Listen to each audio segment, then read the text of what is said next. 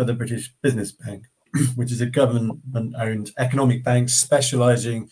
in helping businesses in the UK to access financial support. And we have, because we work for the government, we essentially have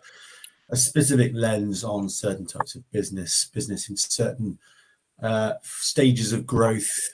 looking at sectors and technologies, whether they be green or net zero,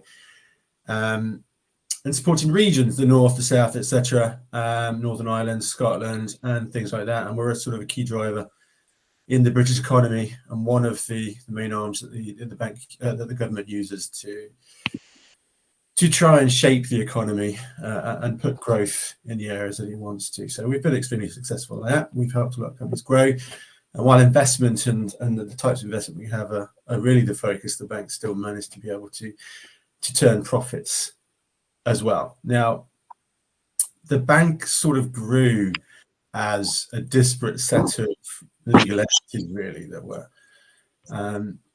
all existed, or many existed, prior to 2012. They're almost separate companies, and they came together, sort of pushed together with lots of different competing technologies, lots of different data landscapes that didn't sort of line up or match. And over time, there's been,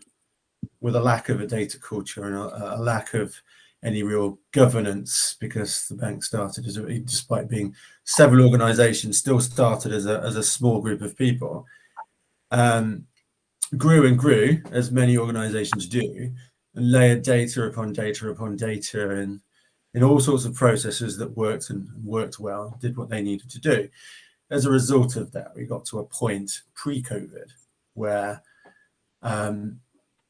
we were in a position that we needed to support the economy with huge amounts of lending to make sure that, you know, the economy was able to survive the impending pandemic. And as a result, it grew again massively in terms of people, in terms of data and processes, and the amount of money that was flowing through the bank to get to the economy to support it through the difficult times. At the end of that process, unfortunately, when the bank had a chance to breathe, there was a realization that we got ourselves into a position that we didn't have a rationalized data estate. We didn't even understand the data estate, in fact, and we needed to start to get on top of it, and we needed to start to rationalize the landscape and try and bring it under control. Naturally, we want to implement a data culture, and we want to bring about governance and all of those lovely things that come with that add value to what we're doing. So that brought us to the point that we recognized the sheer scale of the challenge ahead of us, and we began the process of looking to start to figure out what we were going to do to fix the issues and try and shift the bank into a better position.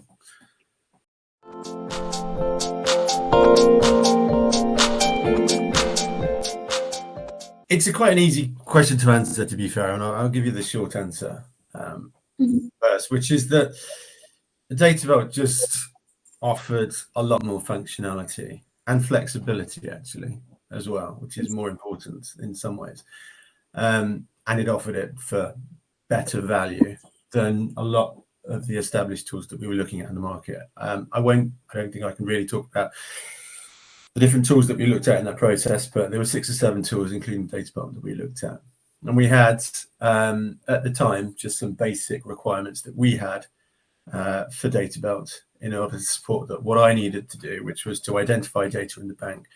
and to help me label that data, label it in line with some of the conceptual terms, for instance, that we have in a conceptual model, and with other bits of metadata that we can pull out from within the files or from within the file metadata itself, so that we can take that, identify what we call end user computes, which is, you know, typically things like spreadsheets, try and find this data, identify it where it's part of the process, a repeated process, and then start to put it into the lineage. And it was all part of the process of completing this data lineage, describing the data in that lineage, accurately representing who owns it, what it's doing, how often it might be updated, the type of data that's in it, and things like that. And in terms of how we wanted to label that data, but also context that we want to add to that data in terms of data containers that we need to be able to connect to and things like that. DataBelt was just far and away the best tool. And aside from that, it also came with a bunch of other stuff that we weren't really focused on at the time, but we knew we might be able to use around the data governance and the CMDB. Things like the ROT analysis, redundancy, obsoleteness, and triviality, similarity and duplication, and all kind of things you'd want if you do want to go ahead at some point and start to try and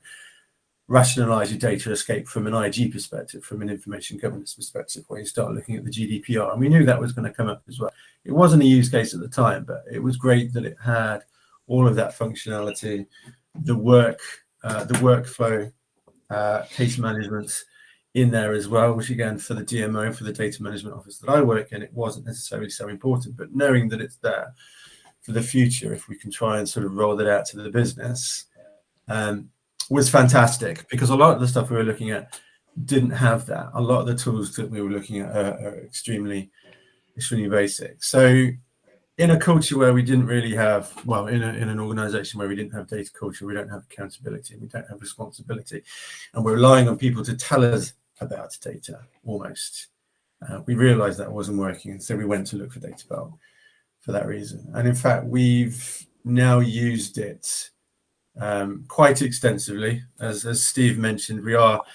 pushing the boundaries of what DataBelt can do. I mean, as an individual, I come from a position of being a little bit lazy, which I try and translate into finding efficiencies. Still obviously working hard, but trying to find efficiencies and trying to use DataBelt to find those efficiencies. And it's helped us a lot in the first instance when it comes to finding data, labeling it and identifying it. But one of the things that it's been particularly useful in terms of that labeling is the fact that, we'll come back to that word flexibility, the idea that we can add context to the labeling of the data that we're looking for instance. We can sort of take that and make it three-dimensional instead of two-dimensional. So instead of just identifying where we've got certain sets of terms, we can apply context to that, which is particularly useful if you want to start looking for personal identifiable information, where you can always find information relating to personal terms, but that doesn't necessarily mean it's sort of identifiable, relates to a particular person, etc. And quite often there's more complex rules around this type of data that you want to be able to put in to reduce the number of false positives. And that's where the flexibility of DataBelt really helps us, because with a tool like this, from a data discovery point of view and a labeling and classification and analysis, one of the first things you really want to minimize is the number of false positives you're getting back. You want to make sure that the stuff you're pulling back is the stuff that you're really interested in, and that the amount of manual work you need to do to go through and sort of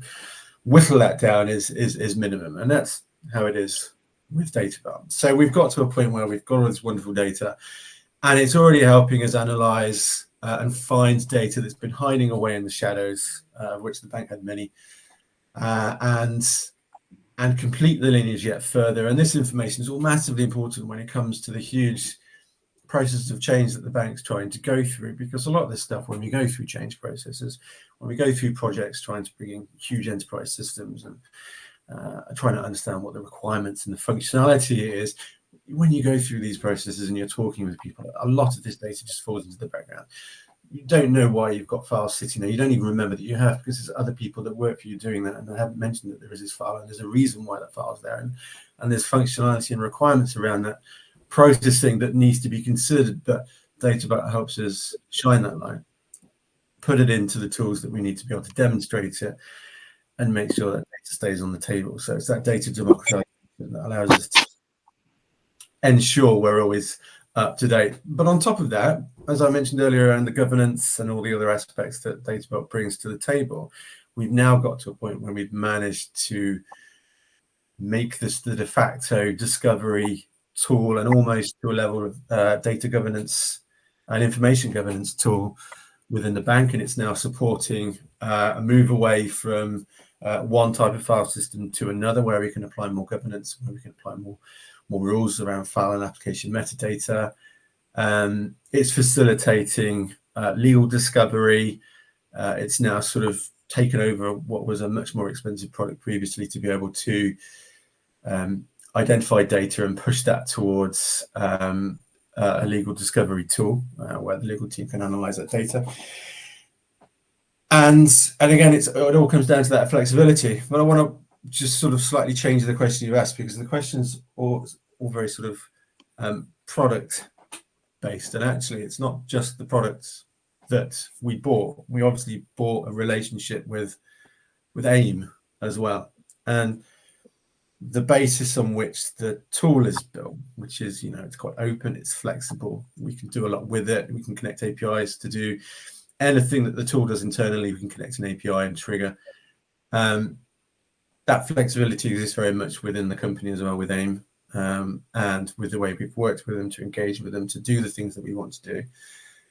Flexibility not just in terms of engagement, but in time, in trying to work out new ways to use the tool, to push the tool and support us in there. And yeah, so far our experience has been absolutely brilliant. It's a fantastic tool that's really been a bit of a game changer for us, and has provided a lot more functionality than we ever intended to get out of it. We certainly hope to get more out of it, but more than we ever intended to get out of it, and the value that we get from this versus what we pay for it is absolutely fantastic. So yeah, really pleased with DataBelt.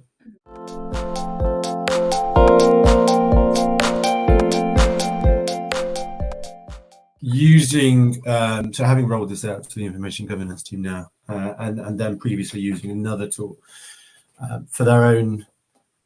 discovery. I mean, it is night and day between the efficiency of the processes, and because of the way that DataBelt works with this indexing and ingestion of data, the previous tool, which is an extremely well-known tool that many people will have in their stack, it would be a day's worth of work, including downloading all of the data to be able to do a simple freedom of information or DSAR or fulfill that kind of a request, because of the way that the tooling would work, which is it didn't ingest the data, it looked across the estate in its entirety. It took many hours to complete, it was complex, and the ability to create queries was limited. And so not only that, but once you then got the results back, you either had to redo an entire scan or you download the data to be able to review it. And with DataBelt, the ability to sort of break that down into much smaller steps of data that's already been ingested into a readily available sort of pool that we can query against and get information back, we can sort of break that down from a day's worth of work into, sometimes 15 minutes, where we can get the results that we want or make changes to the queries that that we're doing, look at the preview, try and figure out if it's kind of in the ballpark of what we're looking at. And it's just night and day, and they're absolutely bowled over into tears. And I think they were, a little bit shocked, because I think previously this, as I say, well-known and pretty much standard tool seemed like the baseline of what was possible. And obviously DataBelt's gone on to show that it can be much, much better.